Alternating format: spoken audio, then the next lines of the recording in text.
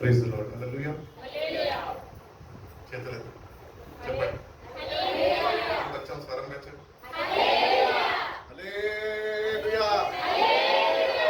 ప్రభు మనల్ని ఆశీర్వదించి దీవించి బలపరిచి నడిపించిన దాకా ఉంచుతండి. మరి ఈ లెక్క ప్రార్థనలో 3వ దినానికి దేవుడు మనల్ని నడిపించి ఉన్నాడు. కాబట్టి ప్రభులు ఆనందిస్తూ ఆయన నేర్పిస్తుండగా నిజైతే చూపి నేర్చుకొని మన జీవితాన్ని సరిదిద్దుకొని వాక్యానుసారమైన జీవితము మనం కలిగి జీవించే వారమై ఉండాలి అని దేవుడు ఎంతగానో ఆశించాడు, కోరుకున్నాడు. అందుకనే పరమును విడిచి ఈ భూమిపైకి వచ్చి కల్వరి శిలువలో ప్రాణం పెట్టి అలా మృత్యుంజయుడై తిరిగి లేచి తన పరిశుద్ధాత్మని భూమి మీదకి పంపి మనని ఆయన బలపరుస్తున్నాడు.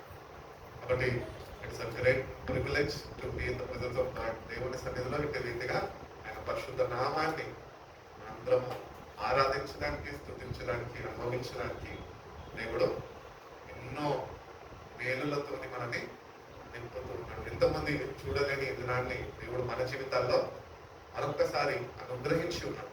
కాబట్టి దాన్ని బట్టి మనం ఎంతనో దేవుని దగ్గర విధంగా చూపే వారమై కృతజ్ఞతలై మనము జీవించే వారమై ఉంటాం. కాబట్టి నిన్నటి వాక్యం ఎంతమంది గుర్తున్నది చెప్పండి.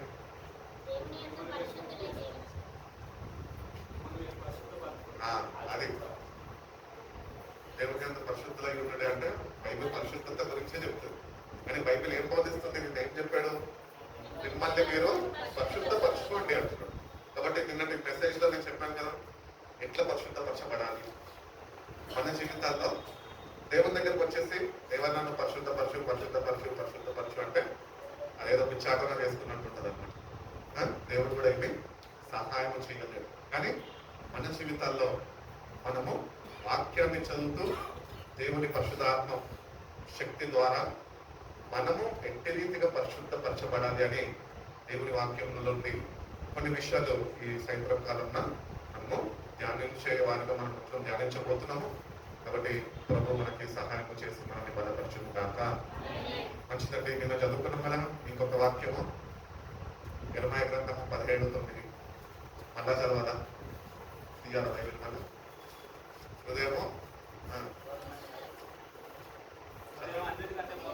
హృదయము అన్నిటికంటే మోసకరమైనది, ఘోరమైన వ్యాధి కలది, దాన్ని గ్రహించగలిగిన వాడు ఎవరు అని దేవుని వాక్యము సెలవిస్తుంది. కాబట్టి we should know our heart. మన హృదయం ఎటువంటిదో మనకి తెలిసై ఉండాలి. ఈ హృదయాన్ని నువ్వు జాగ్రత్తగా దేవుని వాక్యంతోనే దాన్ని కాపాడుకొని పడేవాడిగా ఉంటాను. నీ హృదయాన్ని నువ్వు కాపాడకపోతే అది నిన్ను మోసం చేస్తుంది. ఎక్కడికో పోయి మోసం చేయక్కర్లేదు. నేను మా చర్చలో వస్తున్నా యవనస్తులు కథ చెప్తున్నా ఏంటంటే కొత్తగా సంఘానికి వస్తూ ఉంటారు, కొత్తగా సహవాసంలో బలపరచబడుతూ ఉంటారు. వస్తున్నప్పుడు అనేక మందిని సంఘంలో కలిసినప్పుడు స్నేహాలు పెరుగుతూ ఉంటాయి. స్నేహాలు పెరిగినప్పుడు ఎవరో ఎక్కడి వల్ల మనకైతే తెలియదు. కానీ వచ్చి చాలా మంది నాకు చెప్పారు ఏంటి అంటే, అన్న నేను వాళ్ళని నమ్మానన్నా కానీ నన్ను మోసం చేశారు. నేను ఒకటే చెప్పిన వాళ్ళకి ఏం చెప్పిన అంటే, వాళ్ళు మోసం చేయడానికి కారణము నువ్వే. ఎందుకంటే నీ హృదయం సరిలేదు. వాడు ఎవడో నేను పిలిచాడు, నువ్వు ఎందుకు మోసపోయావు? మళ్ళీ వచ్చి ప్రార్థన అవసరంతో చెప్తున్నా, నేను మోసపోయినా నా గురించి ప్రార్థన చేయాలి. కాబట్టి మన జీవితాల్లో మనము ఎక్కడ నడుచుకుంటున్నామో, ఎట్టి వారిని కలుస్తున్నామో, మనకి దేవుడిచ్చిన రక్షణను ఎట్టి రీతిగా కాపాడుకుంటున్నామో, పరిశుద్ధంగా జీవించగలుగుతున్నాం అని మన జీవితాలు మనము మన చేతుల్లోనే ఉంది. కాబట్టి ఎవరో మనల్ని మోసం చేయక్కర్లేదు, హృదయమే మనల్ని మోసం చేస్తుంది. ఎందుకు హృదయం మనల్ని మోసం చేస్తుందంటే సరిపడినంత వాక్యము లేక, ప్రభుత్వం సరిపడినంత సావాసము లేక మనము మోసపోతూ ఉంటాం. మోసపోకుడి దేవుడు వెంకరింపబడు. ఎవడు ఏమి విత్తునో అదే పంట కోస్తున్నాడు. కాబట్టి మనం చాలా జాగ్రత్తగా ఉండాలి. హృదయ శుద్ధి అనేది మనకి ఉండాలి. ఉదయకాలం ఫాస్టింగ్ ప్రేయర్లో ఒక మాట చెప్పిన, హృదయ శుద్ధి గురించి ఒక మాట వస్తే, ఈనాడు రాజకీయ నాయకుల్ని చూస్తున్నాం. గవర్నమెంట్ మారింది, కొత్త గవర్నమెంట్ వచ్చింది. ఈ కొత్త గవర్నమెంట్ ఎవరైతే పరిపాలిస్తున్నారో వాడు అంటాడు ఓడిపోయిన పార్టీతోని, నీకు చిత్తశుద్ధి ఉంటే నువ్వు ముందు రా తెలుసుకుందాం అంటాడు. అవునా? హృదయ శుద్ధి లేకుండా చిత్తశుద్ధి ఎక్కడి నుంచి వస్తుంది? కూర్చొని తేల్చుకోవచ్చు. దేవుడు అంటున్నాడుగా, మీ పాపాలు ఎటువంటివన్నీ అవ్వండి కానీ రండి నా యొక్క రండి, మన వివాదం ఏంటో మనం తేల్చుకుందామని యెషయా గ్రంథకర్తలో ద్వారా మాట్లాడుతున్నాం. కాబట్టి దేవుని దగ్గరకు వస్తున్న మనము మన హృదయం ఈరోజు ఎటువంటి పరిస్థితుల్లో ఉన్నది, మనము ఎట్టి రీతిగా పరిశుద్ధపరచబడాలి. కేవలము వాక్యం ద్వారానే. బట్టలు మార్చుకుంటే పరిశుద్ధపరచబడము, కొత్త రూపము ఎత్తుతే కనుక మనం పరిశుద్ధపరచబడము, లేకపోతే దీర్ఘ యాత్రలకు మనం తిరిగినా మనం పరిశుద్ధతని పొందుకోలేము. కానీ దేవుని వాక్యం నుంచి మన జీవితాన్ని మనము పరిశుద్ధపరచుకునే వారుగా మనం ఉండాలి. మొట్టమొదటిగా కొన్ని విషయాలు నేను చెప్తానండి. యాక్చువల్లీ ఈ మెసేజ్ నేను చెప్పడానికి కారణం ఏంటి అంటే, నా తల్లిగారు నన్ను ప్రోత్సహించి ఇవన్నీ కొన్ని వాక్యాలు నీకు రిఫరెన్స్లు ఇస్తాను, ఆ రిఫరెన్స్ నువ్వు ప్రిపేర్ అవ్వి సంఘంలో చెప్పు అని అంటే, సరే నిన్నటి వాక్యాన్ని జత కూడుస్తాము, ఎట్టి రీతిగా మనం పరిశుద్ధపరచబడాలో అని చక్కటి వాక్యము దేవుడు మనకి సిద్ధపరిచి ఉంచాడు. కాబట్టి మొట్టమొదటిగా మనం పరిశుద్ధపరచుకోవాలి అంటే కనుక శరీరంతో కూడిన స్వభావము విసర్జించగలగాలి. శరీరంతో కూడిన స్వభావము అనగా విసర్జించే వారిగా ఉండాలి. శరీరము ఎన్నెన్నో చేయమంటూ ఉంటుంది, దానికి నచ్చినట్టు అది నేను కంట్రోల్ చేస్తుంటుంది, దాన్ని విసర్జించే వారిగా ఉండాలి. ఇప్పుడు శరీరం మన మాట వినాలంటే మనం ఏం చేయాలి? దాన్ని నల్లగొట్టాలి. ఎట్లా నల్లగొట్టాలి? సుత తీసుకొని కొట్టుకోవడం కాదు. ఎట్లా నల్లగొట్టాలి? 3 పూటలు తినే మనము 2 పూటలు తినేవారుగా, కాకపోతే 1 పూట తినేవారుగా ఎక్కువగా దేవుని పాదాల దగ్గర వేచి ఉండి వాక్యము చదువుతూ వాక్యము చేత మన జీవితాన్ని సరి చూసుకుంటాం. అట్టి రీతిలో మనల్ని మనము నల్లగొట్టుకునే వారుగా మనం ఉంటాం. ఎప్పుడైతే నీ శరీరం నల్లగొట్టబడుతుందో అప్పుడు నువ్వు గొప్ప విజయాన్ని నీ జీవితంలో చూడగలుగుతావు. దేవుని వాక్యం నీ జీవితంలో పని చేయడం ప్రారంభిస్తుంది. నువ్వు సుఖపడుతూ దేవా నాకు కాపాడు, నన్ను నడిపించు అని అడుగుతుంటే సుఖభోగాల్లోనే మనం అట్టి రీతిగా తన శరీరాన్ని నలగొడుతుంది. అందుకనే పోలాడుతూ ఉంటాడు కదా చక్కటి మాట, ఏమంటాడు? క్రీస్తు యొక్క శ్రమలలో మీరు పాలిభాగస్తులై ఉండాలి. అంటే దాని అర్థం ఏంటంటే, ఆయన 40 రోజులు ఉపవాసం ఉన్నాడు. దేవుని ఆత్మతో నింపబడడానికి, సమృద్ధి అయిన వాక్యము బోధించడానికి, శక్తితో నింపబడడానికి ఆయన నలగొట్టుకున్నాడు ఆయన శరీరాన్ని. కాబట్టి మన జీవితంలో కూడా యవనస్తులుగా ఉంచినాం, వీలైనంత వరకు ఉపవాసం ఉండము, దేవుని సన్నిధిలో గడుపుదాము, వాక్యము చేత పోషింపబడదాము. దేవుడు అనుగ్రహిస్తున్న బలాన్ని మనము, శక్తిని మనము పొందుకునే వారమై ఉంటాము.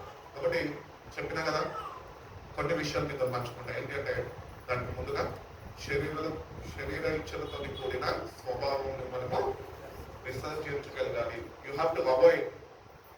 నీ శరీరం ఏమైతే చెప్తుందో అది నువ్వు చేయకుండా నువ్వు ఉండడమే దాన్ని విసర్జించడం. శరీరం చెప్తుంది, ఏమని చెప్తుంది? తిరగానే అలా మనవాడు ఆ మెత్త తీసుకురారా, ఎంత తింటాడు వీడు? కడుపు నిండా తింటాడు, ఎవరిని కూడా చేతగా. ఇంకా మనవాడిని పిలుస్తాడు అన్నమాట. ఏంటంటే, అదే ఇప్పుడు నేను వేయలేదు కానీ నాకు ఒక మెత్త తీసుకురా, ఎక్కడైతే తీసేపు పండుకుంటా అన్నది తీసుకుంటాను. అంటే రీతిగా మనము శరీరాన్ని నలగొట్టుకో, దేవుడు నడుపు శక్తి నడుపు, దేవుడికో శరీరాన్ని జయించే శక్తిని, ఆత్మ బలాన్ని దేవుడికో అనుగ్రహిస్తాడు. మొట్టమొదటి మనం చూసుకున్నట్లయితే కొలసీయులకు రాసిన పత్రిక 2వ అధ్యాయము 11వ వాక్యం వచ్చేస్తాము.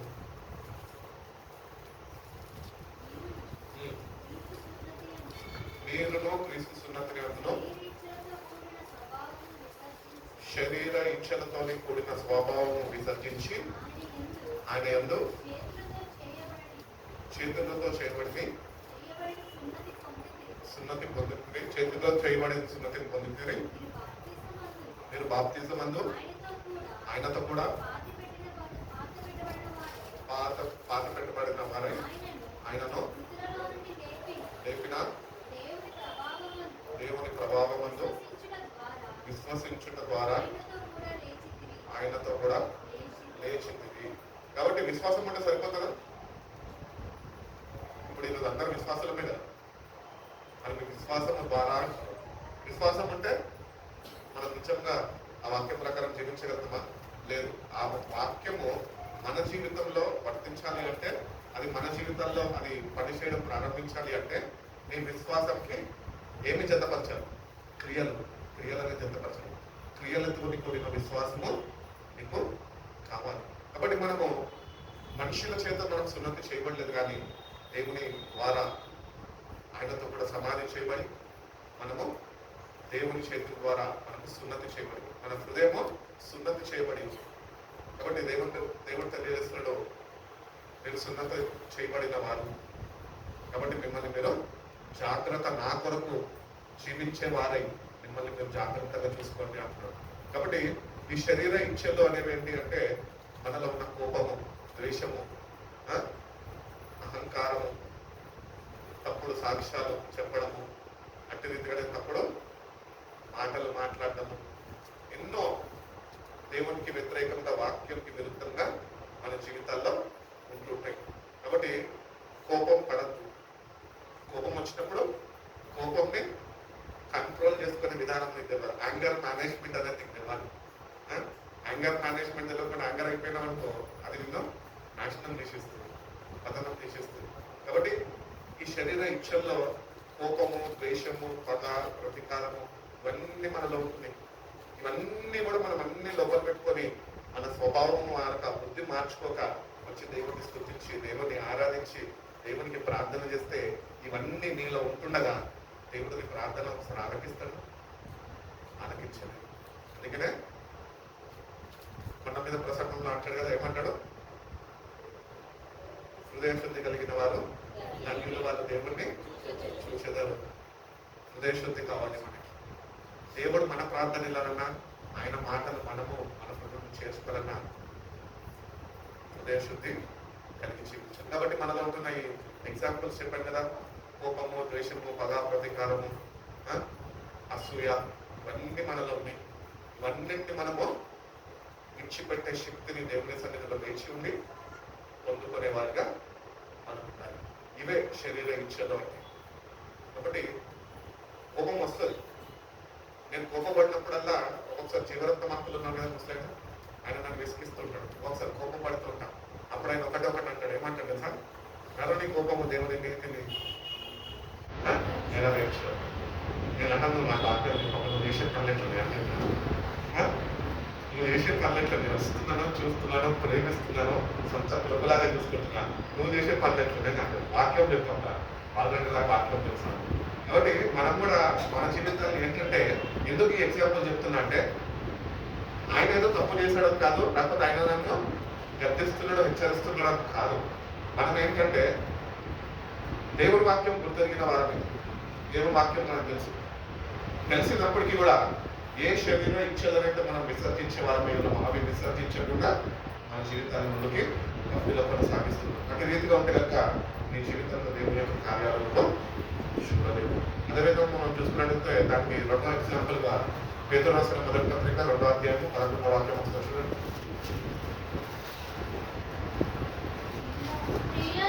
పేతురు రాసిన మొదటి పత్రిక 2వ అధ్యాయము 11వ వాక్యం.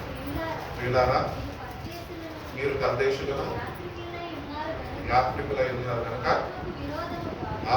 ఆత్మకు విరుద్ధంగా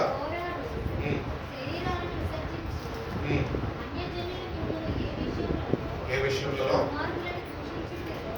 దుర్మార్గులను దూషించిందో ఆ విషయంలో ఏ సత్క్రియలను చూచి వాటిని బట్టి దర్శన దినమున దేవుడిని మహిమపరుస్తున్నట్టు వాళ్ళ మధ్యలో మంచి ప్రవర్తన కలిగిన వారే ఉండవలనని మిమ్మల్ని బ్రతిమలాడుకొచ్చున్నారు.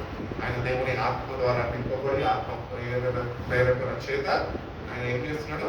మనల్ని బ్రతిమలాడుకుంటున్నాడు. అంటే మనకి తెలియజేస్తున్నాడు ఏంటంటే, దేవుడు మీరు ఉంటున్న విధానంలో మీరు జీవించలేదు, కానీ మీరు ఇంత రీతిగా జీవించాలి, ఒక మాదిరికరమైన జీవితము జీవించాలి. అనేకులను బట్టి వాళ్ళ జీవితాలు మార్చబడాలి. కానీ మనం ఏం చేస్తాము? పక్కన వాళ్ళ చూసి మనం మారుతుంటాం.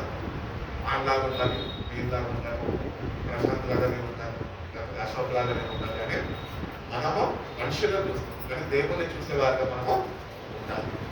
కాబట్టి దేవుడు ఇంతలో మనం ప్రేమించాడు. అందుకే నన్ను ప్రియులారా అంటున్నాడు. ఎవరిని అంటామండి? రోజు ఫ్రెండ్ని పట్టుకున్నప్పుడే ప్రియుడు ప్రియురాలు ఒక అనురాగాలు ఏంటో మనం తెలుసుకోలేదు. కాబట్టి దేవుడు భక్తుల వారికి తెలియజేస్తున్న రీతిగా ప్రియులారా అని సంబోధిస్తున్నాడు. మనం ఆయన ప్రేమని ప్రతి ఒక్క పదములో మనము గుర్తించే వాళ్ళమై ఉండాలి. ఎందుకు నేను తెలుసుకుంటున్నాడు, ఎందుకు నీతో నీకు వీళ్ళారా అని మాట్లాడుతున్నాడు అంటే ఆయన నేను ఎంతగా ప్రేమిస్తున్నాడు నేను. కాబట్టి దేవుణ్ణి తెలుసుకున్న మనము, రక్షణ పొందుకున్న మనము, విశ్వాసంలో ముందుకి కొనసాగింపబడుతున్న మనము నిజంగా ఆ వాక్యం ప్రకారం మనం స్పందించగలుగుతున్నాము.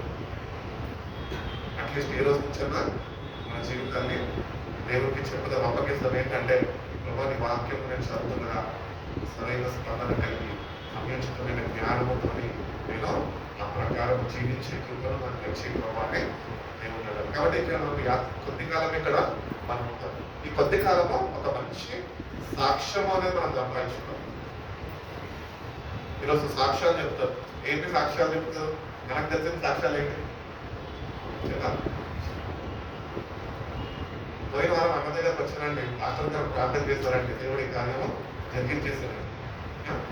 దేవుడికి మైపోగలను కానీ పాస్టర్ గారు మీ బద్దలన్నా చెప్పేస్తారు. ఈ సాక్ష్యం ఇక్కడ ఈ సాక్ష్యం గురించి మాట్లాడతాం. నీ గురించి ఒక చక్కటి సాక్ష్యము ఈ భూమి మీద ఉందని పరలోక రాజ్యంలో దేవుని ఎదుట కూడా ఆ సాక్ష్యము స్థిరపరచబడింది. అన్ని సాక్ష్యము మనం కలిగి జీవించే వారమై ఉండాలని దేవుడు. కాబట్టి ఎంతమంది సేవకులు చెప్తుంటారు కదా, మనిషికి చావు ఉన్నది కానీ సాక్ష్యానికి చావు లేదు. కాబట్టి ఈరోజు నిజంగా ఒకవేళ రాబోయే దినాల్లో క్రీస్తులు వ్యవహరిస్తున్నావు, రక్షణ పొందుతున్న వివరంగా వచ్చి ఈ సాక్ష్యం ఏంటి అనుకుని పట్టుకొని నిలదీస్తే మీ దగ్గర ఒక సాక్ష్యం ఉందా? లేదంటే లాస్ట్ ఇయర్ అట్లా అప్పుడు దగ్గర ప్రార్థన చేస్తున్న తీర్చేసారు అని చెప్తా వాడికి అక్కడ కాదు. ఒక చక్కటి సాక్ష్యం దేవుని ఎదుట స్థిరపరచబడిన సాక్ష్యం నువ్వు ఆయన యుద్ధం ఇచ్చుకుంటావు. ఆయన కొరకు నువ్వు జీవించినప్పుడు దేవుడు నువ్వు సాక్షిగా మారుస్తాడు. ఆ సాక్ష్యాన్ని స్థిరపరుస్తాడు. అనేకులకి ఒక మాదిరికరంగా ఉంచుతాడు. నిన్ను బట్టి నీ సాక్ష్యాన్ని బట్టి దేవుని వాక్యం ద్వారా నీ జీవితంలో మార్పు చెంది నువ్వు సాక్ష్యాన్ని కలిగి జీవించిన కాబట్టి అదే సాక్ష్యము అనేకుల జీవితాల్లో ప్రభావితమయ్యి వాళ్ళు కూడా మార్పు చెందే అవకాశాలు లేకపోలేదు. కాబట్టి మనమంటే ఒక చక్కటి సాక్ష్యం దేవుని సన్నిధిలో మనం సంపాదించుకోవాలి. కాబట్టి మనలో ఉన్న ఇవన్నింటినీ విడిచిపెట్టి మనము ఈ లోకంలో కొన్ని కాలం ఉంటాము. పాపపు ఇచ్చలు, శరీర క్రియలు అన్నింటినీ మనము విడిచిపెట్టాలి. ఎందుకంటే ఈ శరీరము వచ్చిన దేవుడు మనలో పెట్టిన ఆత్మ వచ్చిన ఎప్పుడొక యుద్ధం జరుగుతుంది, పోరాటము జరుగుతుంది. పోరాటం జరుగుతున్నప్పుడు ఒకసారి నువ్వు ఎగ్జామిన్ చేసుకో. ఏంటంటే ఎవరి వైపు నుండి పోరాడుతున్నావు? శరీరంతోనే పోరాడుతున్నావా, లేకపోతే ఆత్మ బలము ఆత్మతో కలిసి నువ్వు పోరాడుతున్నావు? ఆత్మతో పోరాటం నేర్చుకో. ఆత్మతో పోరాడాలి అంటే వాక్య ప్రకారం నువ్వు జీవించాలి. దేవుడు అనుగ్రహిస్తున్న శక్తిని నువ్వు కలిగి ఉండాలి. అప్పుడే నువ్వు ఆత్మతోని పోరాడగలుగుతావు, శరీరాన్ని జయించగలుగుతావు. శరీరాన్ని జయించేవాగా మనం ఉండాలి. ఇప్పుడు శరీరాన్ని జయించాలంటే మనము వాక్యాన్ని శ్రద్ధ వహించి విధేయత చూపి దేవుడు ఎందుకు వాక్యము తెలియజేస్తున్నాడు, ఎందుకు నాతో మాట్లాడుతున్నాడు, ఈ మధ్యలో ఒక యుద్ధం జరుగుతుంది అని తెలియజేస్తున్నాడు. మనం యుద్ధం గురించి చెప్తా ఉన్నాం కదా ప్రపంచంలో. ఇప్పుడు యుక్రెయిన్, హమాస్, ఇప్పుడు రష్యా, ఇంకా వేరే చైనా, వీళ్ళందరూ ఇప్పుడు యుద్ధం చేయడానికి వాళ్ళు పూనుకుంటున్నారు. ముందుకు మూడో ప్రపంచ యుద్ధంలోనికి లోకాన్ని తీసుకొని వెళ్దామని అందరు కలుస్తున్నారు. అదే రీతిగానే మన ఆధ్యాత్మికమైన జీవితంలో మనము వాక్యాన్ని చేపట్టుకొని దేవుడి సన్నిధిలో మోకరించి దేవుడు అనుగ్రహిస్తున్న పరిశుద్ధాత్మ శక్తిని పొందుకొని మన శరీరం మధ్యన ఒక యుద్ధం జరుగుతున్నది. ఆ యుద్ధాన్ని మనము గెలిచేవారిగా, విజయము జయపతాకము వైపు మనం ఉండే రీతిగా మన ప్రవర్తనను సరిచేసుకొని మనము నడుచుకునే వారమై ఉండాలి అని అనుకుంటున్నాం. ఇంకొక విషయం మీకు తెలియజేయాలని ఆశపడుతున్నాను. కొలసీయులకు రాసిన పత్రిక 3వ అధ్యాయం 8వ వాక్యం చూడండి.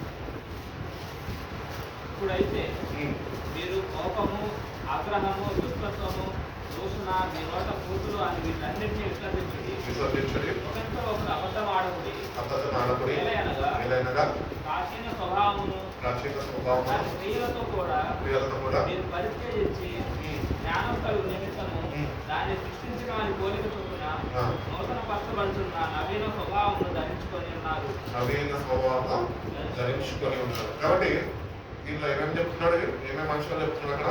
కోపము, ఆగ్రహము, దుష్టత్వము, దూషణ, బూతులు. మన నోట్లో బూతులు వస్తాయా? ఇంకేం చెప్పండి, ఏం చదివిద్దాం. అంటే సావాసంలో ఉన్నప్పుడు, క్రైస్తవంలో ఉన్నప్పుడు రావు మనకు తెలుసు. కానీ కులాయిల దగ్గర వెళ్ళినప్పుడు బూతులు వస్తాయి. బయట గొడవాడికి బూతులు వస్తాయి. లైన్గా నిల్చున్నప్పుడు ఓలన వస్తే ఫస్ట్ నోటి నుంచి వచ్చేదే బూతులు. కాబట్టి ఈ బూతు మాటలు మనం రాకుండా మనము కాపాడతాం. నేను భయంకరమైన బూతులతో ఒకటి మాట్లాడేటప్పుడు నాకందరూ మా ఫ్రెండ్ సర్కిల్లో బూతులు అంటే ఇష్టం వీడాలని చెప్తే ఏమన్నా బూతులు కావాలంటే దాని అర్థం కావాలంటే నేను అడగాలని అని చెప్తున్నాను. కానీ అట్లాంటి దేవుని వాక్యం చేత పట్టబడి దేవుని సమయం గడుపుతూ ఆ పెద్దవారి ప్రార్థనల ద్వారా నన్ను నేను సమర్పించుకొని ప్రభు నా నోట ఏ బూతి మాట రాకుండానైనా ఆ బుర్ర ముద్రించుకొని బూతిలో మానేయడం జరిగింది. మాట్లాడాలంటే మాట్లాడచ్చండి, ఏదో కాంపిటీషన్ అంటే ఫస్ట్ ప్లేస్ నాకే ఇవ్వాలంట. కాబట్టి ఇటువంటి బూతి మాటలన్నీ మనలో ఉండదు. అంటే అవి నీ హృదయంలో నింపబడి ఉంటేనే మీ నోట్లో వస్తుంది. అవునా? నీ హృదయం దేంతో నింపబడదు అవే నువ్వు మాట్లాడుతూ వాక్యం తెలుస్తుంది. కాబట్టి దేవుడు కోరుకుంటున్న రీతిగా ఇవన్నీ మనలో ఉండకుండా మనము జాగ్రత్తగా ఇచ్చేవారుగా మనం ఉండాలి. అటు రీతిగానే కోపం వస్తూ ఉంటుంది. ఎందుకు కోపం వస్తుంది? కోపం వచ్చినప్పుడు ఏం చేయాలి సార్? కోపం పడకుండా కోపం ఎన్నో గుణపాఠాలు నేర్పిస్తుంటారు, నాకు ఎన్నో పాఠాలు నేర్పిస్తుంటారు. అప్పుడు మనం ఏం చేస్తే నేర్పిస్తుందంటే నిన్ను నిలబెట్టుకుంటే ఆ కోపం నేను ఏమో చేయకపోవడానికి కంకణం పెట్టుకుందో అది నీకు ఈ శరీరం కలుగుతుండగా నేర్పిస్తుంది. అప్పుడు నెక్స్ట్ టైం కోపపడకుండా నీకు సహాయపడుతుంది. కాబట్టి కోపం ఉంటిగా వచ్చేస్తుంది. యవనస్తులకు వస్తుంది, పెద్దవారికి వస్తుంది. యవనస్తులు ఎక్కువ కోపపడుతుంది. కాబట్టి కోపపడదు. దేవుడు ఏమంటున్నాడు? ఒకవేళ కోపపడితే మనం మీరు దగ్గర ఉండేది ఆయన మనకు ప్రేమిస్తున్నాడు, సహిస్తున్నాడు. అదే రీతిగా దేవుడి ప్రేమను కలిగి మనము ఉండాలి అని దేవుడు కోరుకుంటున్నాడు. అదే రీతిగా మన నోటి నుంచి వచ్చే మాట. అందుకని అంటున్నాడు కదా గ్రంథకర్తలో దేవుడు మాట్లాడుతున్నాడు కదా. అదే రీతిగా కొత్త నిబంధనలకు వచ్చినప్పుడు సువార్తలో దేవుడు మాట్లాడతాడు. వీళ్ళు పెదాలతోనే మాత్రమే మనం స్థుతిస్తారు, కానీ వీళ్ళ హృదయాలు నాకు చాలా దూరంగా. నీ హృదయం దూరంగా ఉండాల్సిన అవసరం నీకు లేదు. దేవుడికి దగ్గరగా వాక్యం చదువు, దేవుని హృదయాన్ని అర్థం చేసుకుని ఒక వ్యక్తిని అర్థం చేసుకున్నట్టే దేవుడిని నువ్వు అర్థం చేసుకోవాలి. ఎందుకంటే ఆయన ఒక వ్యక్తి అయి ఉన్నాడు, ఆయన శక్తి కాదు. నీ కొరకు మానవుడిగా ఈ భూమి మీద ఉన్నాడు. నేను వాక్యం ధ్యానిస్తున్నప్పుడు ఒకటే అనుకున్నాను, ఎందుకు వేసే అసలు భూమి మీద కావాల్సి వచ్చింది? అక్కడ కూర్చొని ఒక శాసనాన్ని రిలీజ్ చేస్తే అయిపోయింది కదా. మార్పు చెందుతారు, మార్పు నశించిపోతారు, అంతా సరిపోతుంది కదా. ఎందుకు ఈ భూమి మీదకి వచ్చిందంటే పాపలైన మనం చూడడానికి వచ్చిందంటే తెలియదానికి వచ్చాడంట. ఏసఐ భూమి మీద ఉన్నప్పుడు ఏమంటున్నాడు తెలుసా? వీళ్ళందరి కొరకు నేను ఎందుకు వచ్చాను తెలుసా? వీళ్ళందరినీ నా రాజ్యానికి తీసుకెళ్ళడానికి వచ్చాను. కాబట్టి యేసు ప్రభు ఆయన యవ్వన ప్రాంతంలో 33 సంవత్సరాలు మీద సంచరించారు. 3.5 సంవత్సరంలో వాక్య బలము చేత, ఆత్మ బలము చేత అద్భుత కార్యాలని ఆయన జరిపించున్నారు. ఆయన కంటే ఒక రాజ్యం ఉన్నది, ఆ రాజ్యంలో మీరు కూడా ఉండాలి అని అందుకే నేను నిన్నున్నట్టు ప్రేమించి ఆయన సమస్తాన్ని విడిచిపెట్టి నీ కొరకు నా కొరకు దిగి వచ్చాను. కాబట్టి ఆత్మకి దేవుడిని ఆరాధిస్తున్న మనము పవిత్రమైన ఏవి మనము మాట్లాడకూడదు. చాలాసార్లు ఎక్కువ అవే మాట్లాడతాం. ఎప్పుడన్నా కూర్చొని మనము నిజంగా వాక్యం ధ్యానిస్తున్నాం నా ఫ్రెండ్స్తో, మీ ఫ్రెండ్స్తో కూర్చొని ఎప్పుడైనా ఒక బైబిల్ తెచ్చుకోవాలి, మీ డౌట్స్ నేను అక్కడ క్లారిఫై చేసుకున్నా ఫ్రెండ్స్ నుంచి మనకు రాదు. కానీ వేరే విషయాలు మాట్లాడాలంటే ఫస్ట్ ఇక్కడ మనము మన మాటలలోనే అపవిత్రపరుస్తుంది. దేవుని వాక్యం మనల్ని పవిత్రులుగా మారుస్తుంది. కీర్తన గ్రంథం 37 ఒకసారి చూడు.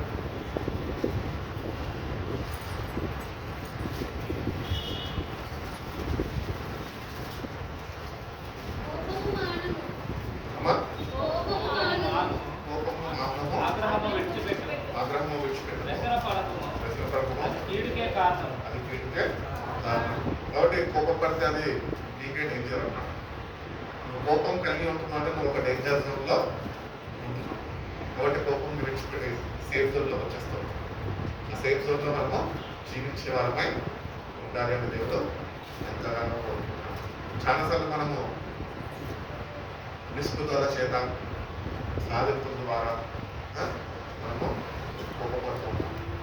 అని దాని నుంచి తురంత మాత్రమే మనము పొందుకుంటాం. అందుకని కోపాన్ని ఉంచుకుంటే వారుగా నేను ఉన్నాను. మా మమ్మీని అడిగితే చెప్తుంది, మా ఇంట్లో అందరికన్నా కోపిస్తాడు నేనే. ఈ రోజుకి కూడా ఒకసారి కోపం కంట్రోల్ చేసుకోలేదు బాగా అనుకుంటాను. నేను ఆ సమయంలో కూడా అబ్బాయితో మాట్లాడుతున్నాను, మౌనం పాటించి మాకు వెళ్ళిపోతాను. ఎందుకంటే అక్కడ ఉంటే లోపల దురాత్మడు వ్యక్తులు ఉంటాడు. కోపాన్ని మన ఒట్టిగా వచ్చేది కోపం, దురాత్మ ఉండినప్పుడు వస్తుంది. కాబట్టి ఆ కోపాన్ని విడిచిపెట్టాం. దేవుని అనుగ్రహిస్తున్న శాంతిని మనం మరి కలిగి జీవించిన వారమై ఎఫెసీయులకు రాసిన పత్రిక 4:26 ఒకసారి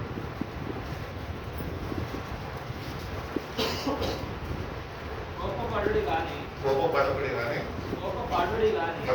పాపం చేయకుడి. సూర్యుడు అస్తమించే వరకు మీ కోపము నిలిచి ఉండదు. కోపపడుడి కానీ మనం అది గుర్తించాం. మనం ఏంటంటే కోపపడతామో ఆ కోపంతో మాటల ద్వారా, అపవిత్రమైన మాటల ద్వారా పాపం చేసేస్తాం. మరి పాపము మనము చేయకుండా మనం జాగ్రత్త తీసుకున్న మాటని జాగ్రత్తగా కాపాడుకునే వాళ్ళని. సూర్యుడు అస్తమించే వరకు నీ కోపము నీలో ఉండకూడదు. ఎక్కడన్నా చిన్న దర్శనం జరిగింది, నాకు అశోక్కి సర్వీస్ అవ్వగానే నేను అమ్మాయిని పిలుస్తాను, బాబు ఇక్కడ నీతో నాకు ప్రాబ్లం, నీతో ప్రాబ్లం, ఇక్కడ నీకేం ప్రాబ్లం నాతో కూర్చొని ఇక్కడ సాల్వ్ చేసేసుకున్నాను. ఎందుకంటే అలా ఈవినింగ్ సర్వీస్ జరిపించుతాను. అలా ఈవినింగ్ సర్వీస్లో నాకు కెమెరా తీయాలో నేను వాక్యం చెప్తాను. ఇద్దరు మధ్య కోపం ఉంటే నా తలకాయ తీసేస్తారు వీడియో వీళ్ళకి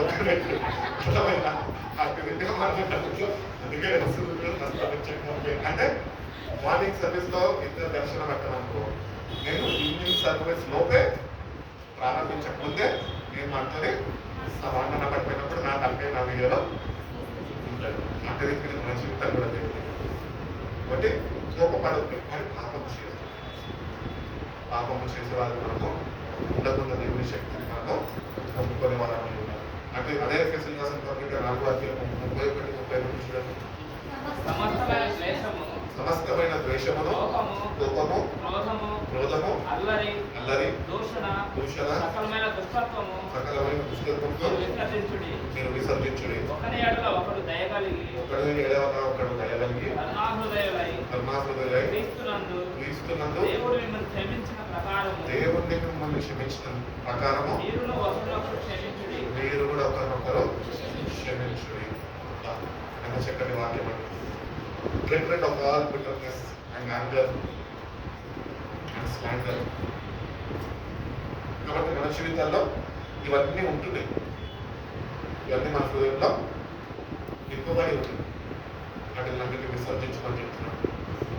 అందుకని శరీరంతో కూడిన విషయాలను మనం విసర్జించే వారిగా ఉండాలంటే ఇవే అన్నింటి మనలో నుంచి తొలగించుకోగలితేనే, వాక్యము ద్వారా, ప్రార్థన ద్వారా, పరిశుద్ధాత్మని సహాయం ద్వారా మనం తొలగించుకోగలితేనే దేవుడు మనకు పరిశుద్ధత వస్తుంది. ఇప్పుడు కోపం పెట్టుకుని దేవుడు నాకు పరిశుద్ధత వచ్చి దేవా ప్లీజ్ వారికి వారం రోజులు ఉపవాసం ఉన్నా ఏమి చేయలేదు. ఎందుకంటే నీ లోపల ఇవన్నీ ఉంటున్నాయి. కాబట్టి నీలో ఉంటున్నావు నువ్వు మొట్టమొదటిగా సరి చూసుకో. అవి దేవుని చిత్తాన్ని నెరవేర్చేనా, దేవునికి సంబంధించేనా, లేకపోతే అపవాది నీలో కలుగు చేస్తున్నావు. అందుకనే యేసు ప్రభు వారు ఈ భూమి మీద ఉండి ఆయన బోధ చేస్తున్నప్పుడు ఆయన ఎక్కడ తప్పు పడదామా అని ఎవరు ఉండేటోళ్ళు ఎక్కడ బస్సైలో చదువులు ఇద్దరు ఉండేటోళ్ళు. వాళ్ళకు ఒక్కటే చెప్తుంటాడు, దేవుడు ఏం చెప్తాడు సార్ చెప్పండి. అరే మీరు ఎట్లున్నారా బాబా అంటే, మీరు బయటనే పాత్రని శుభ్రం చేసుకుంటారు కానీ లోపల మొత్తమో వాసనతో నింపబడి ఉన్నాము అంటారు. ఇప్పుడు మన జీవితాలు కూడా అదే, కప్పులు బాగా కడుగుతారు. ఎందుకు నిర్మాణాలు కొత్త కప్పులు కాబట్టి, మూలంత చుట్టాలు వస్తే కప్పులు ఇవ్వాలి కాబట్టి అవి నీట్గా ఉండాలని బయట కడుగుతారు కానీ లోపల కడగడం మర్చిపోతుంటారు. అటు రీతిగానే మన జీవితాల్లో పైకి వచ్చేసి భక్త చేసేస్తుంటాం కానీ లోపల మొత్తము ద్వేషము, కుంత్రము ఇవన్నీ పెట్టుకొని మనముండి దేవుణ్ణి ఆరాధిస్తున్నాము అని అనుకుంటున్నాం. అటు రీతిగా మనము మోసము చేసుకుంటాం. అటు రీతిగానే ఇతరుల పట్ల దయా కనికరం కలిగిన వారిని ఉండాలి. ఎందుకు దేవుడు దయా కనికరం కలిగి ఉండాలి ఇతరుల పట్ల అంటాడంటే, ఆయన దయ కలిగిన వాడు, కరుణామయుడు. ఆయన కరుణ చూపినాడు కాబట్టి ఈరోజు మనము రక్షింపబడ్డాం. కాబట్టి మనం కూడా అటు స్వభావం మనము అలవర్చుకోవాలి. దేవుని స్వభావం అలవర్చుకొని అటు రీతిగానే ఒకరినొకరు క్షమించుకునే వారిగా కొంతమంది మనలో ఉంటాం ఏమంటే మీకు అన్నది రోజక్క చెప్తాను ఇంకంతే ఒక్క మాటని దాని లోపల దిగించేసుకుంటాను. ఇంకా ఏ మెకానిక్ వచ్చినా కూడా దాన్ని తీయలేడు అన్నమాట, అంత గట్టిగా బోల్ట్ వేసేస్తున్నాను. ఇంకా రోజక్క చూసినప్పుడల్లా నేను ఆ మనుషులు నిలిచలేదు వాడుగా మిగిలిపోతాను, అంటే నా పక్క ఏం లేదు. కాబట్టి అట్టి రీతిగా మనం ఉండకూడదు. కాబట్టి ఒకరొకరు వెంటనే క్షమించుకోవాలి. దేవుడిని క్షమించిన రీతిగా మనం ఇతరులను క్షమించే వారిగా మనం ఉండాలి. అది ఎట్లా సాధ్యము అంటే ఎప్పుడైతే నీ శరీర ఇచ్చేదాన్ని విసరించే వారిగా ఉంటావు అప్పుడే సాధ్యం. కాబట్టి మన జీవితాల్లో ఏమైనా తొలగించుకునే ఉంటే కనుక దేవుని సన్నిధిలో మోకరించి ప్రోగ్రాలు ఇవన్నీ ఉంటున్నాయి కదా, ఎంతో క్షమించిన కాల్చిన పరిశుద్ధ ఎవరి చేతులను కడుగురవా, ఒక నూతన వ్యక్తిగా నన్ను మార్చుకోవా, ఇతరులు చూసి నా గురించి ఒక చక్కటి సాక్ష్యం చెప్పే రీతిగా నా జీవితాల్లో మార్చబోతున్న విధానం కంటే నీకు వందనాలయ్యా అని చెప్పి రోజు ప్రాక్టీస్కు పెడితే కనుక తప్పక మార్పు పరిశుద్ధపరచబడి దేవుని కొరకు ఒక సాక్షిగా నిలబడగలరు. రెండో అంశానికి వచ్చినట్లయితే కనుక కొరింథీయులకు రాసిన 2వ పత్రిక 4వ అధ్యాయం 2వ వాక్యం అయితే అమ్మ కుయుక్తిగా నడుచుకున్నట్లు దేవుని వాక్యమును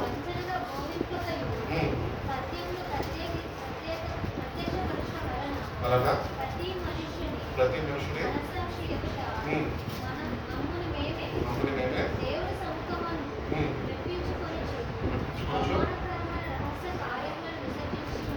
అవమానకరమైన రహస్య కార్యాలను విసర్జించి ఉన్నాము. ఎందుకంటే దేవుని దగ్గర చక్కటి సాక్ష్యము మనం ఇవ్వాలి అంటే అవమానకరమైన కార్యాలు మనలో ఏం జాయిపోయినా వాటిని విసర్జించుకునే వారమే ఉన్నాము. మనము చర్చకు వచ్చినప్పుడు చర్చ సావాసము లేకపోతే మన చర్చలో వస్తున్న వారి దగ్గర ఉన్నప్పుడు వాళ్ళని ఎక్కడైనా బయట వేసినప్పుడు బాగానే ఉంటారు.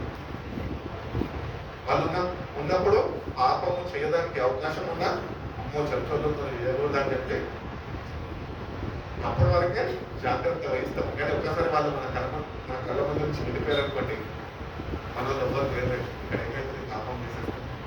ఆయన దేవుడు చూస్తున్నాడు, దేవుడికి ఒక రోజు లెక్క అప్పగించాడు. కాబట్టి రహస్య పాపాలు అనేవి మనలో ఉంటుంది. ఆ రహస్య పాపాలన్నింటినీ మనం విసర్జించేవారు.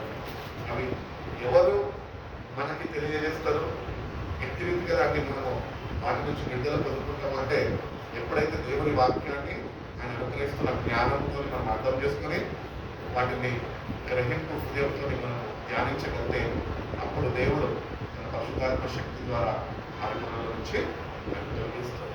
కాబట్టి మనం చూస్తున్నాం. ఇక్కడ ఇంగ్లీష్ బైబిల్ ఏం చెప్తున్నారంటే సీక్రెట్ అండ్ షేమ్ఫుల్ వేస్ అని చెప్తున్నాడు.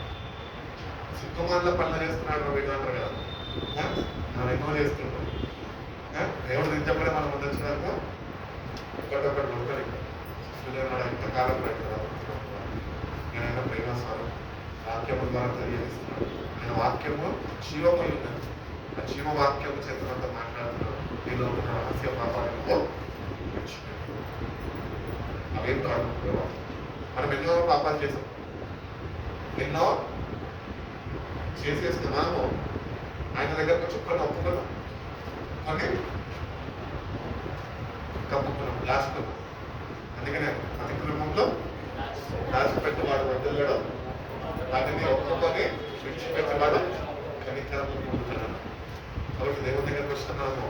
ఏ రహస్య పాపాలు అయితే నీలో ఉండి నిన్ను ఆత్మీయ స్థితిలో ఎదుగుదల లేకుండా అవి అడ్డుకుంటున్నాయో ఆ రహస్య పాపాలన్నింటినీ ఆయన పాదాల దగ్గర ఉండి వేచి ప్రభావం మార్చి ప్రభావం అడగలిగితే కనుక పరిశుద్ధాత్మ దేవుడు వాక్యం ద్వారా ఆయన శక్తి ద్వారా అన్నింటినీ ఒప్పింపజేస్తాడు.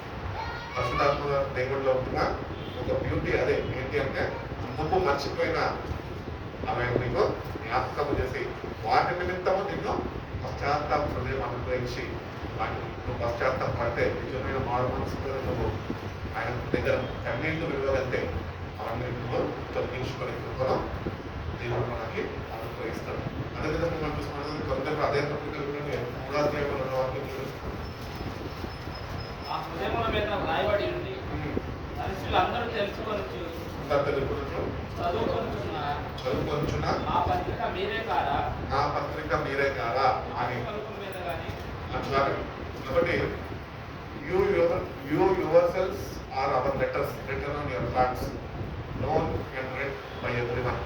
కాబట్టి దేవుడిని నమ్ముకున్న మనము ఎట్టి రీతిగా ఉండాలంటే మన లైఫ్ అంతా మార్పు చెందినాక, నిజమైన మారు మనసు చెందినాక మన జీవితం ఎట్లా ఉండాలంటే it should be an open book.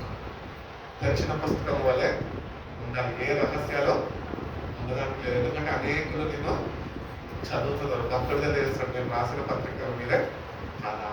కాబట్టి దేవుని వాక్యాన్ని మనం అవలంబించుకొని ఆ ప్రకారం నడుచుకొని ఒక తెలిసిన పుస్తకం వల్లే ఎవరు వేలెత్తి వీళ్ళ ఈ హృదయం చూపించకుండా ఉండే రీతిగా ఈ ప్రవర్తన జీవితాన్ని మనకు సమర్పించుకోవాలి. వాక్యము చేతనము నింపబడాలి అని దేవుడు ఎంతగానో ఆశిస్తున్నాడు. తిమోతి రాసిన పత్రిక మొదటి పత్రిక 4వ అధ్యాయం 7వ వాక్యం. అపవిత్రమైన ముఖలము ముచ్చట్లను విసర్జించి అపవిత్రమైన ముచ్చట్లను విసర్జించి దేవభక్తి విషయంలో నీకు నీవే సాధకము చేసుకొని నీవే సాధకము చేసుకో. అందుకనే ఆ మూలవాక్యం తీసుకున్నా. ఫస్ట్ మిమ్మల్ని మీరు పరిశుద్ధపరచుకుంటే అప్పుడు దేవుడు పరిశుద్ధపరచు. యెహోవాను నీదంట వాక్యము మన జీవితంలో వర్తిస్తుంది. కాబట్టి మనము ఫస్ట్ ఎగ్జామిన్ చేసుకోవాలి, పరిశీలన చేసుకోవాలి. పరిశీలన చేసుకొని నువ్వు ముస్లిం ముచ్చట్లు, ఈ ముస్లిం ముచ్చట్లు ఎక్కడ వరకు మాట్లాడతాం? ఆడవారు మాట్లాడుతున్నాం ఒప్పుకోండి. నిజం కదా, నిజం ఎంత చెప్తున్నా అనుభవం వచ్చిన కాబట్టి చెప్తున్నా. కోర్టుల దగ్గర కలిసినప్పుడన్నా, బ్యాంకుల దగ్గర కలిసినప్పుడన్నా వచ్చే పని చూసుకొని వెళ్ళరు. అయితే పక్కన సుబ్రహ్మణ్యం ఉన్నాడే, వాడి బ్యాంకు వాడు నన్ను ఇట్లా అన్నాడు అంటే అమ్మో అంతనే కాదు, వాడు ఇంకా భయంకరమైన వ్యక్తి రాము చెప్తారు. ఈమె ఇంకొంచెమో మల్లపూలు తీసుకొచ్చి మార్కెట్లో చల్లి మరి ఆంటీ దగ్గర చెప్తారు. ఇవే ముసలం వచ్చాక ఇవన్నీ ఆడవారి దగ్గర రాడకూడదు. కాబట్టి మనం జాగ్రత్తగా ఇటువంటి ముస్లిం వచ్చేట్లు మన జీవితాల్లో పెట్టకూడదు, ఉండకూడదు. మన జీవితాలు ఎవరో ఏదో చేస్తారు, చేయండి. మనసులో ఒకవేళ జీవన పత్రికల్లో అయితే కనుక ప్రభావ ఏమో తెలియక తెలుసో చేశాడు ప్రభావ దగ్గర క్షమించినైనా కనపరచు ప్రభావ అని ప్రార్థన చేసి వదిలేసే. అంతేగాని నువ్వు కూడా వాళ్ళ మీద ఎత్తిపోసుకుంటూ ఇతరులకి సాడీలు చెప్పుకుంటూ వాళ్ళని చిన్న చూపు చూస్తూ ఉన్నావు అనుకో, వాక్యంలో వ్యక్తులుగా క్షమించగలడు. కాబట్టి నిన్ను నువ్వు సాధకము చేసుకో, నిన్ను నువ్వు చేసుకోవాలి. దేవుడు చేయాల్సింది చేసేస్తాడు. ఇప్పుడు వాక్యం ఇచ్చాడు, ఆయన పరిశుద్ధాత్మని ఇచ్చాడు. ఈ రెండుతోనే నువ్వు సాధకము చేయబడాలి. ఈ రెండు ఉంటేనే నేను నువ్వు చెప్పుకోవాలి. పాట అయితే పాడేస్తావు ఏమని? నీ చేతిలో నడపడంలో, నీ ఆత్మతో నన్ను శిల్పి చేతిలో, నీ వెలుగులో అనుక్షణము నన్ను చెప్పు. అనుక్షణము నన్ను చెప్పమంటున్నా. నీ ముసలం ముచ్చట్లో కాపాడుకుంటున్నాము. అంటే దీంట్లో మనము విడిచిపెట్టే దేవుడు ఏవేవైతే విసర్జించమంటున్నాడో వాటిని విసర్జించినప్పుడే నువ్వు పరిశుద్ధపరచబడగలుగుతావు. మన జీవితాలు ఎవరు అట్లాంటి ఉంటే కనుక వాటిని విడిచిపెట్టేస్తాము. వాక్యము చేత పరిశుద్ధాత్మ ద్వారా సాధకము చేయబడతాము. అంతే విధంగా మనం చూసుకున్నట్లయితే మనము తిమోతి రాసిన 2వ పత్రిక 2వ అధ్యాయం 27వ వాక్యం వచ్చాను. అనుభవ జ్ఞానము, సత్య విషయమైన అనుభవ జ్ఞానము వారికి కలుగుటకే దేవుడు ఒకవేళ ఎదురాడు వారికి 6 months దయచేయను. అందువలన అతను తన ఇష్టము చొప్పున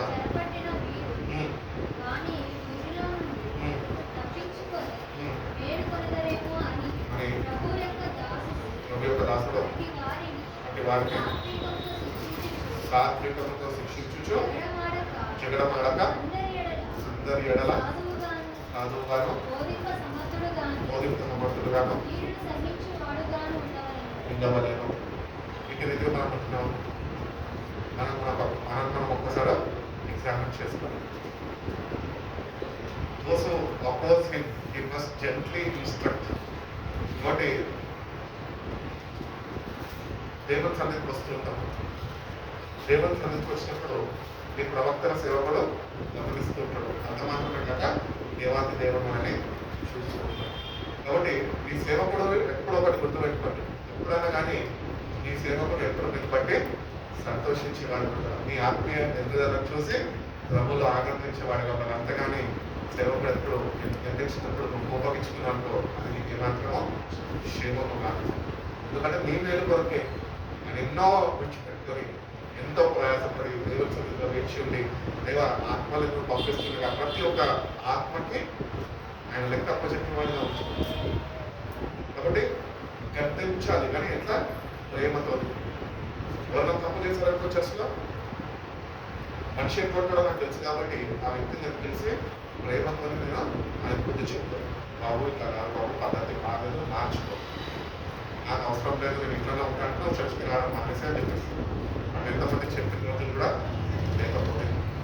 కాబట్టి చక్కగా మనం దేవుని వాక్యాన్ని చదువుకుంటూ మంచి క్రమశిక్షణలో దేవుని వాక్యం మనం నచ్చుతాం. ఎందుకంటే నువ్వు ఒకవేళ వాళ్ళ తప్పు చేస్తారని నువ్వు కోపగించుకున్నావు అనుకో, రక్షణ పొందుతున్న నువ్వే.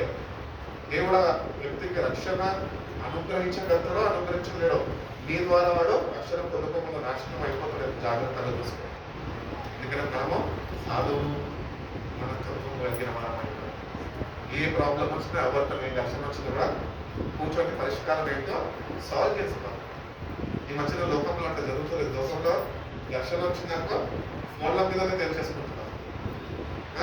ఫోన్ల మీదనే ఇంకా నువ్వు నాకు రేపటి నుంచి ఫోన్ చేద్దాం, నా దగ్గర నుంచి నీకు ఏమాత్రమో ఫోన్ ఎప్పటికీ రాదు అంటే నీది నాది వస్తుంది కదా అనుకుంటున్నాను.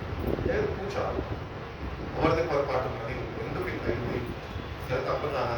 ఒక తప్పు నీది కాకపోయినా నేను ఆ వ్యక్తి దబాయిస్తున్నాడు అనుకోండి, తగ్గించుకోండి. దేవుడు పడుకున్నా న్యాయాధిపతులు పడుకున్నాడు, మనకు అప్పగించేసి ప్రభా ఏమి చేయలేదు కానీ నన్ను అర్థం చేసుకొని నన్ను క్షమించు, వాళ్ళని క్షమించు ప్రభా అని ఎప్పుడైతే ప్రభుకి మన జీవితాన్ని సమర్పించుకున్నామో దేవుడి యొక్క కార్యం జీవితంలో మనం చూడదు. కాబట్టి మనుషులు ఏదో గద్దిస్తున్నారని మనుషుల వైపు చూడదు.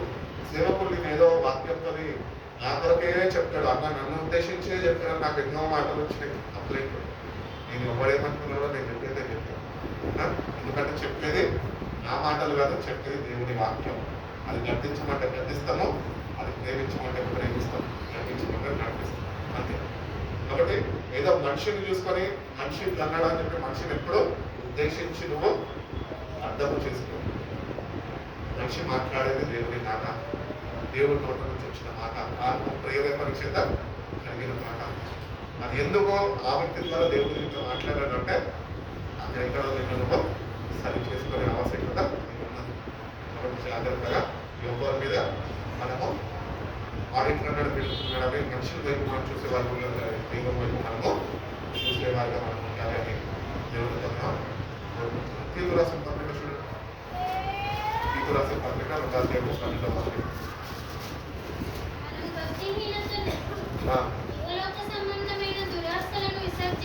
భక్తిహీనతను ఇహలోకమైన దురాశలను విసర్జించి శుభప్రదమైన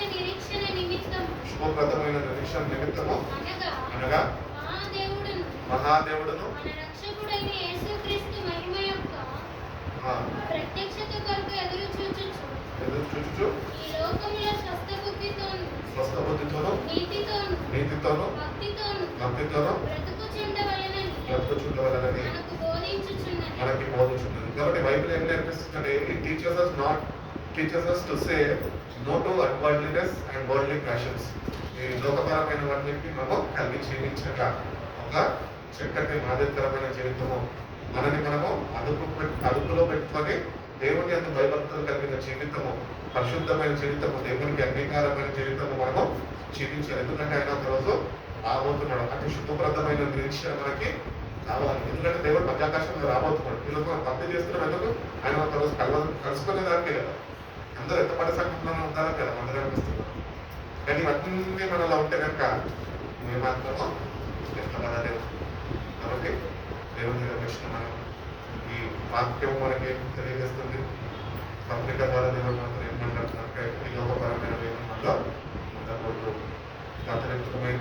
ప్రతివిధమైన అపవిత్రత ఈ లోక సంబంధమైన అన్నింటినీ మనము విడిచిపెట్టడం, దేవుని కొరకు అశుద్ధమైన జీవితము జీవించే వారిగా ఉండాలని దేవుడు ఎంతగానో ఆశిస్తున్నాడు. యాకోబు రాసిన పత్రిక చూడండి. యాకోబు రాసిన పత్రిక 1:5 వాక్యం.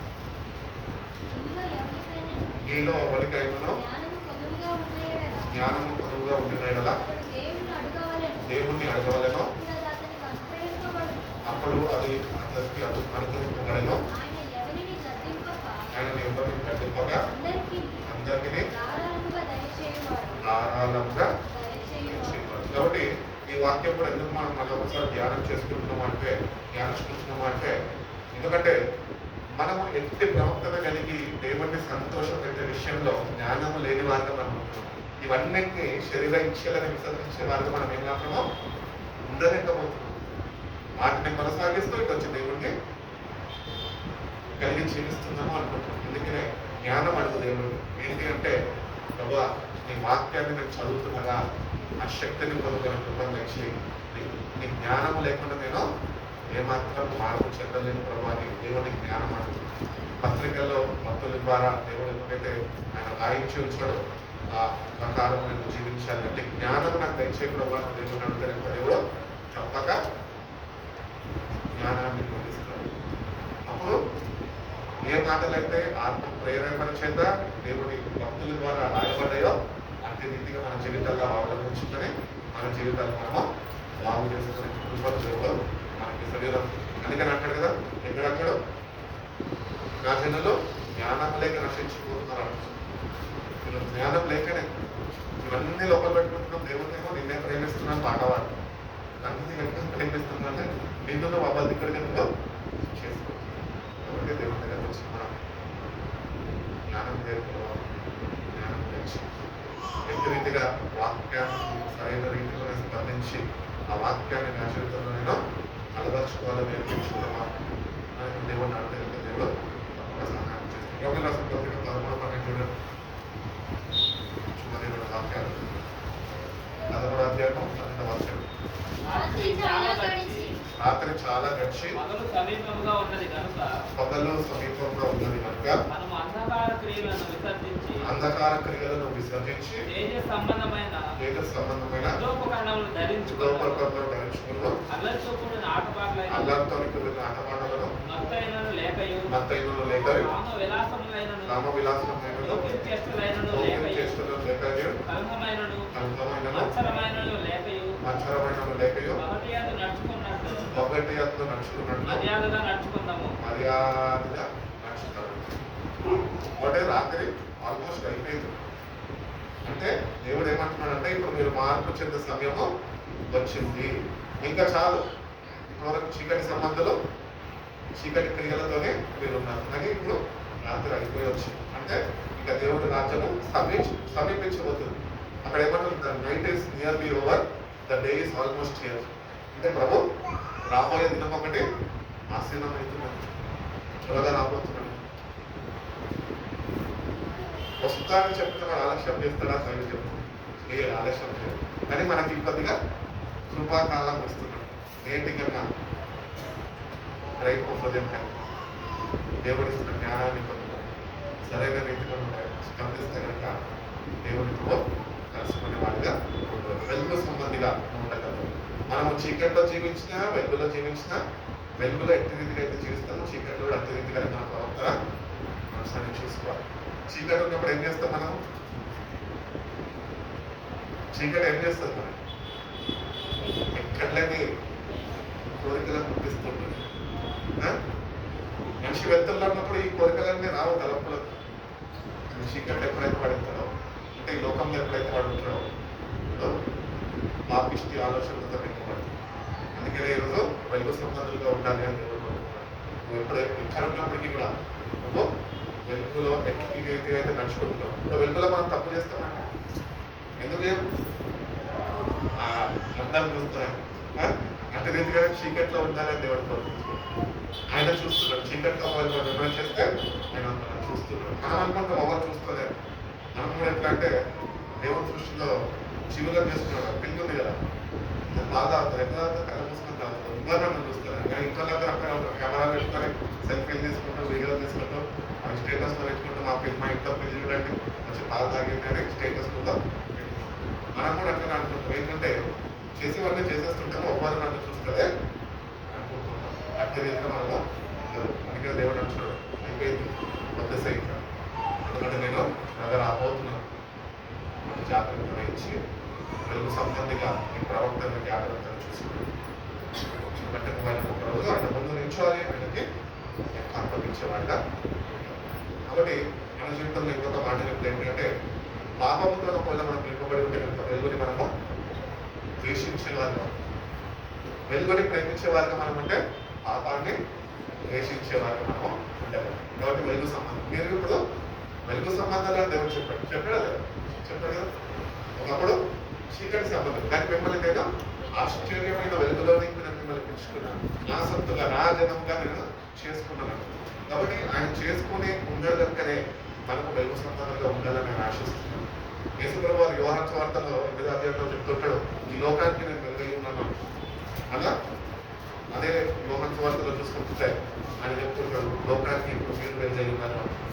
కాబట్టి మనం వెలుగుగా ఉండాలి. చీకటి లోకంలో క్రీస్తు యొక్క వెలుగుని కలిగి మనం చూపించాలా, అనేకులకి వెలుగుని చాటి చెప్పేవారు మనము ఉండాలి. కాబట్టి ఈ పాపలు అనేకులలో పాపం కలిగి ఉన్న వాళ్ళందరూ వెలుగుని అసహించుకుంటారు. ఇంకొక మాట మీకు చెప్పాలంటే చీకటి క్రియలు అంటే వాక్యం చదువుకుంటూ ఉంటాం చూడండి, ఆ చీకటి క్రియనే. ఎందుకంటే ఆ వాక్యం మీద ఏం చేస్తుంది, వెలిగిస్తుంది కాబట్టి ఆ వాక్యం మనకి చీకటి మనం ఉండడానికి ఇష్టపడుతుంది. అందుకనే వాక్యం చదవండి, మనోనేత్రాలు వెలిగింపబడి దేవుని వాక్యం ఏంటో మనము గుర్తించడం, ఆ ప్రకారం మన జీవితాన్ని సరిదిద్దుకోగలం. కాబట్టి చీకటి క్రియల్ని మనం విసర్జించే వాళ్ళ మనం ఆధారంగా మనం చూసుకున్నట్టు రోమిలకు రాసిన పత్రిక అదే 13వ అధ్యాయము దాని నెక్స్ట్ 2 వాక్యాలు చదవండి. 13, 14. ఎత్తుకు ప్రభువైన యేసుక్రీస్తును ధరించుకున్న వారై యేసుక్రీస్తు ప్రభువును ధరించుకున్న వారై శరీర ఇచ్చలను నెరవేర్చుకుంటూ శరీర విషయమై ఆలోచన చేసుకొనబడి విశ్వాస విషయమై బలహీనుడైన వారిని చేర్చుకోండి అయినను సంశయములను తీర్చుటకు వాదములను పెట్టుకొనవద్దు. ఒకడు సమస్తమును తినవచ్చునని నమ్ముచున్నాడు, మరి ఒకడు బలహీనుడై ఉండి కూరగాయలే తింటున్నాడు. తినివాడు తినని వారిని తృణీకరింపకూడదు, తినని వాడు తిని వారిని తీర్పు తీర్చకూడదు. ఏలయనగా దేవుడు అతనిని చేర్చుకోలేను. మరుని సేవలకు తీర్పు తెచ్చుకుని నీవెవడవు? అతడు నిలిచి ఉండుట అయినను అడి ఉండుట అయినను అతని సొంత యజమాని పనియే. చాలండి. ఇక్కడ మనం చూసుకున్నట్లయితే ఇక్కడ దేవుడు చక్కగా వాక్యంలో మనకి తెలియజేస్తుంది ఏంటంటే లెట్ us behave decently. ఒక చక్కటి సత్ప్రవర్తన కలిగిన వారమై మనం ఉండాలి. మనకన్నా బలహీనలు భక్తులు కనుక వాళ్ళని చిన్న చూపు పిలుస్తాం. విశ్వాసాలు ఎవరైనా కొత్తగా విశ్వాసంలో వస్తుంది వాళ్ళని చిన్న చూపు చూస్తుంది. ఎందుకు మనం ఆల్రెడీ 20 years ఎక్స్పీరియన్స్ ఉన్నదని మనం ఎక్కడం కాదు, రియల్లో ఉన్నదా, అటు ఆదికరమైన జీవితం మీకు ఉన్నదా, నిన్ను బట్టి ఆ వ్యక్తి ఏమైనా నేర్చుకోగలుగుతున్నాడు. మందిరానికి వెళ్ళినప్పుడు మనం ఒకటి పక్కన వాళ్ళు నిన్ను చూస్తున్నారు, వాళ్ళ దగ్గర నుంచి ఏమి నేర్చుకుంటున్నారు అంటే రీతిగానే నొప్పుతున్నారు మనము జాగ్రత్తగా చూసుకోవాలి. ఒకటి శరీర ఇచ్చేలన్నింటినీ మనం విసర్జించాలి. దేవుడు అస్సలు సహించలేదు, ఇష్టం పిల్లలను సహించలేదు. ఇష్టానుసారం మనం తినచ్చు, తాగొచ్చు, వెళ్ళాలచ్చు, పెళ్ళించుకోవచ్చు, ఈ లోకం మీద సంపాదించుకోవచ్చు. బాగానే వచ్చింది, నిలబడలేదు, వచ్చేసి అందరికీ నాశనం వచ్చేసి అన్ని రీతిగా దేవుడు రాకడ కూడా ఉండబోతుంది.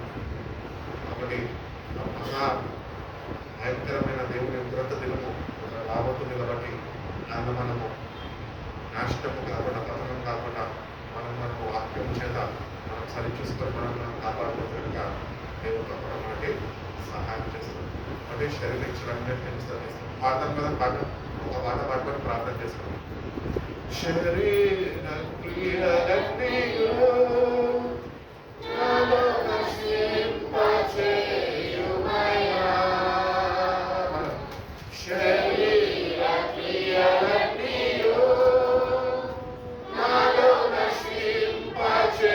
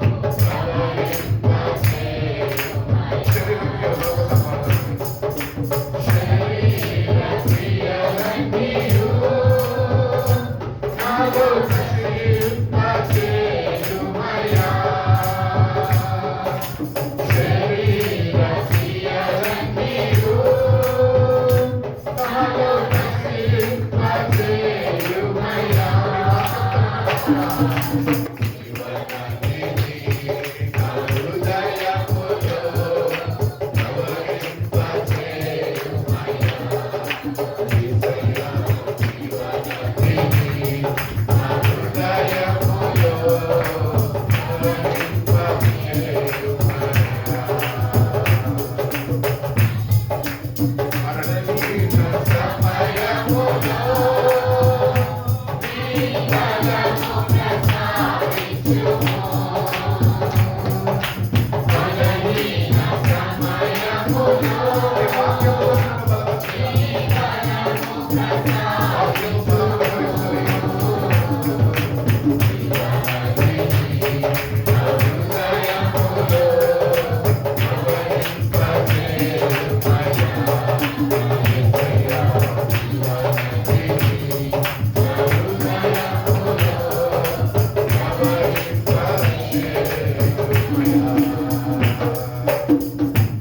విన్న వాక్యాన్ని భద్రపరచమని అట్టి రీతిగా నా పద్ధతులు నా వైఖరిని నేను మార్చుకుంటా ప్రభా అని విన్న వాక్యాన్ని నా హృదయంలో భద్రపరిచి నీరు కట్టి ఫలింపచేయి ప్రభా అని ప్రతి ఒక్కరు ప్రార్థన చేస్తున్నాను. నా మధ్యలో బ్రదర్ ప్రశాంత్ ప్రార్థన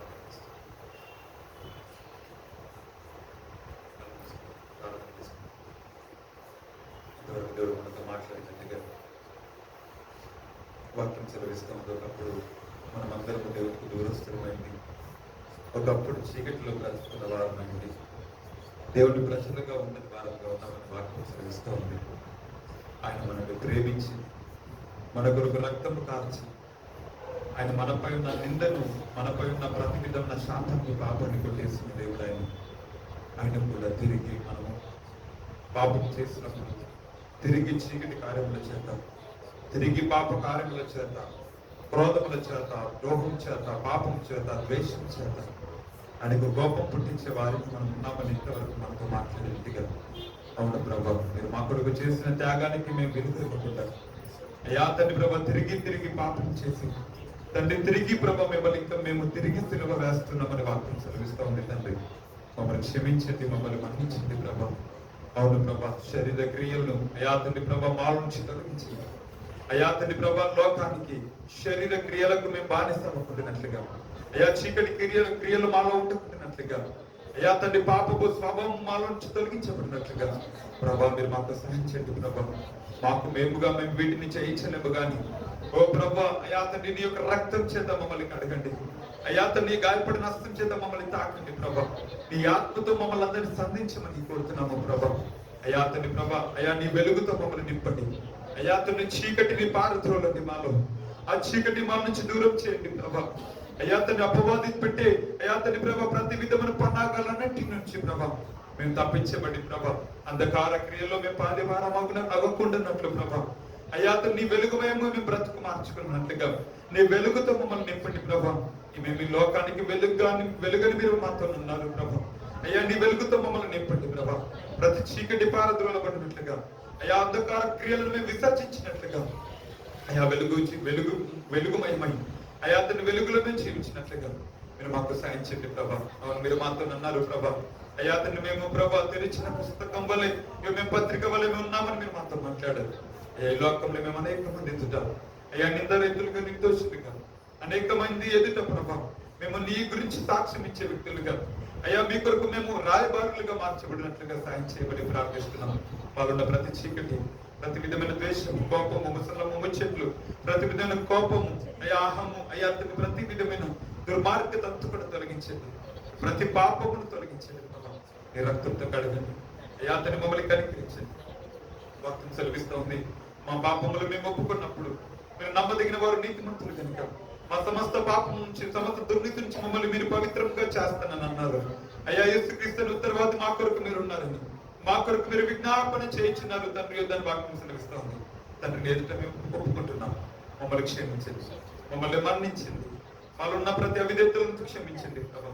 అయ్యా మేము మమ్మల్ని పూర్తిగా కడగండి ప్రభా. మమ్మల్ని పరిశుద్ధపరచండి, మమ్మల్ని వెలుగుమయం చేయండి ప్రభా. వీటన్నిటిని మేము విసర్జించి తిరిగి వాటిని మేము చేయకుండాట్లుగా వాటిపై మాకు విజయం మాకు అనుగ్రహించి వాటిని మేము విసర్జించి ఇగో తండ్రి ప్రభా మిమ్మల్ని మాదిరి అయ్యా పెట్టుకొని అయ్యా మీ పోలికల్లో మేమందరం కూడా జీవించడానికి తగిన సహాయం కృపను మాకు అనుగ్రహించండి. ఇక్కడికి వచ్చిన ప్రతి ఒక్క బిడ్డను మీరు దీవించండి, మీరు ఆశీర్వదించండి ప్రభా. ఎంతమంది అయితే మనస్ఫూర్తిగా ప్రభా అయ్యా నన్ను కడిగండి, నన్ను బాగు చేయండి ప్రభా. ఈ పాపాలపైనకు విజయాన్ని అనుగ్రహించండి ప్రభా. ఈ పాపాలను నేను జయించాలని ఇవి ఎందరైతే ప్రార్థన చేస్తున్నారు ప్రభా, ఆ ప్రతి పాపంపై మన విజయం అనుగ్రహించండి. ఆ ప్రతి పాపమును వాళ్ళు విడిచిపెట్టడానికి తగిన సహాయాన్ని కృపను మాకు అనుగ్రహించండి. మీ సహాయం వలన మేము ప్రతి పాపాన్ని మేము విడిచిపెట్టినట్లుగా, అయ్యా తన మా శరీరాన్ని యువతని ప్రభా మేము కంట్రోల్ చేసుకున్నట్లుగా, ప్రతి విధమైన దురాశలను ప్రభా, అయ్యా ప్రతి విధమైన భోగేచ్ఛల నుంచి మేము విడుదల పొందినట్లుగా నీ ఆత్మచేత మేము మమ్మల్ని నడిపించి, నీ ఆత్మీయ ఆత్మతో మమ్మల్ని అందరినీ నడిపించి, నీ యొక్క అయా తండ్రి ప్రభా ఆగ్నితో మమ్మల్ని కాల్చింది, అయా తండ్రి ప్రభా నీ అభిషేకం చేత మమ్మల్ని కాల్చి మమ్మల్ని శిక్షగడి క్రియలు అయా శరీర క్రియలు నశించబడి మేమందరూ ఆత్మలో ప్రభా మేమందరూ కూడా మీతో అంటుకట్టబడినట్లు సాయం చేస్తున్నాము. ఇక్కడ వచ్చి బిడ్డలందరూ మీరు దీవించి ఆశీర్వదించి మీరు మాత్రమే స్థిరపరిచి బలపరిచి మీ స్వరూపములకు మార్చినందుకు స్తోత్రం తెలియజేస్తూ నజరుడనే స్నాపకుని ప్రార్థన వేడుకలు సమర్పిస్తున్నాం. మా ప్రియమైన తండ్రి. ఆమేన్. ఈ రక్తం